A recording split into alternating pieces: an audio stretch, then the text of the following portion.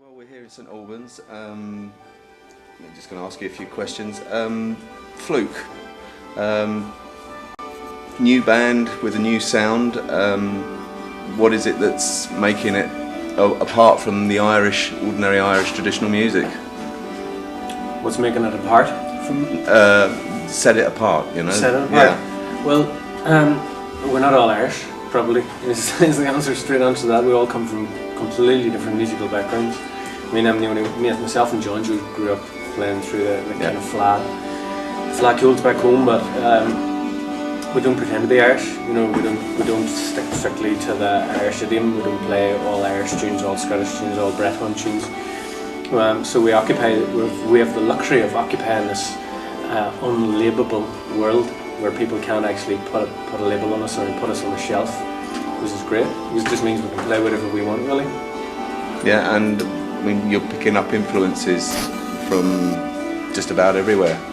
Yeah. I mean, like we're inspired by travel, by the places we travel to. We're inspired by people that we work with. We're inspired by other musicians whose tunes we pick up along the way. So, and I kind of think, you know, because we've got a classical flute and a concert and an Irish trad flute. There's no other band on the circuit that's doing that. You know, that has two flute players as the core melody. Yeah. So, I mean, who are you listening to at the moment? You know, current CDs that are in your pack.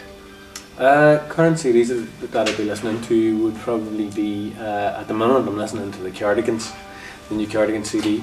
But I mean, I listen to everything from, you know, like Latin Indian stuff, bit of jazz, sugar babes, anything that's on the go, really. Yeah. Good music. Yeah. How about plans for a new CD? We've had Rubai out now for, must be nearly a year, is it? Nearly 2 years. Nearly 2 years, yeah. 2 years, and in fact 2 years this month. Yeah. No, next month. 2 years next month. I mean, like you're always thinking about your next CD. So we're gathering material at the moment, and I'd say I don't know how far away it is, but it's not that far away. It's not as far away as it was 2 years ago, something like that. Yeah. And I mean, is it all new tunes, or are you customising some things that you've picked up on your travels? A bit like Rubai, you know, like we've been writing a lot of stuff. I've been writing heaps of stuff. Sarah's she works so hard behind the scenes at getting everything organised that she doesn't have as much time as me to write, but she's writing quite a bit of stuff now as well. And then just I'm always on the scour for obscure material, you know, like I'm hunting down new tunes wherever I go, so we're getting there. Yep. Excellent. About live CDs, you did your first CD, I think the first Fluke CD was live off the desk. That's right, yeah, somewhere. You're doing hundreds and hundreds of gigs. Have you thought about, you know, maybe taking some live stuff and putting it out? Yeah, we have. I mean, like, I think we've another studio album in us first, and then after that, I guess, you know, we've got a lot of new material, and you wouldn't want to put a live album of new material out, you know, so therefore we'll make another studio album and then play that in for a while, and then probably the album after next will be live. Because I mean, like, there's so much energy around a Fluke gig, you know, and it'd be a shame. The first Fluke album was something that was almost taken out of our hands. It was, you know, we weren't happy with it. We weren't happy with the sound of it, and I can't listen to it, you know. But you know, I think we've got a really good live album in it. So. Great, yeah. Sessions for other people, you know. I know that you've done some work with Kate Rusby. Who else have you been playing with outside of Fluke? You know, like, we do so many Fluke gigs. So I'd love to have a bit of time to do something else. But I mean, like, at the start of the year, I went off and there's a big project. Started last year. There's a big jazz project with Annie Whitehead called Double Helix. I just, you know, like, if I have time, I'll get involved with something, but more often than not, there's just not enough hours in the day. Yeah. We did nearly somewhere between 180 to 200 gigs last year with Fluke, so it doesn't leave much time to have a life. You know? So, talking about time off, what do you do to relax? You know, you've got such a busy schedule. You know, where do you go? What do you do? I break my thumbs. Apart from breaking your thumbs. Yeah. No. Well, a couple of weeks ago there, I was out went off to India to do a bit of climbing, rock climbing. So I'm a kind of an adrenaline junkie. Yeah. I like to get into scrapes and stuff. So, Always have. So India. I was climbing out in India. Yeah. But I mean, like, just, you know, I moved to Malvern last year, and it's beautiful up there, the hills. I just like being out in the wild. Lovely. Yeah. Let's talk about whistles. You're really putting whistles on the map now. Obviously, you started on the flute, I think, in Northern Ireland. What prompted you to go on to, you know, soprano whistles mainly, by the look of it? These days, I mean, like, when I started playing trad music, I was a whistle player for 4 years first. Huh? So, you know, everybody in the club was schooled in tin whistle playing before you got whatever instrument you're going to go on to.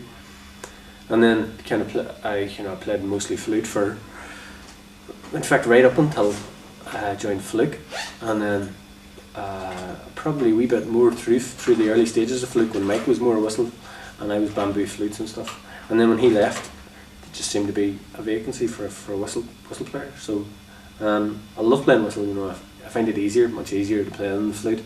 I think if you're playing flute, I'd need to put in a lot more practice than I am at the moment. And I just love. I can be more expressive. You know, I can play. You know, I'm a better whistle player than I am a flute player. I first admit that. So you put whistle first. Yeah. Yeah. Not out of kind of any disloyalty to the flute. No. Just, No. And how? I mean, you're playing soprano and mezzo soprano whistles. Do you ever get onto the altos and tenors at all? We'll play a lot of F. You know, I'd be playing an F quite a lot. F and A and D and E flat, I guess, be the most. It's kind of, you know, I don't have the stretch, you know, because I'm a whistle player. I play with the tips of my fingers, unlike, you know, a lot of pipers who are using this here, so they can kind of get down into the low C's and low G's and A's and stuff.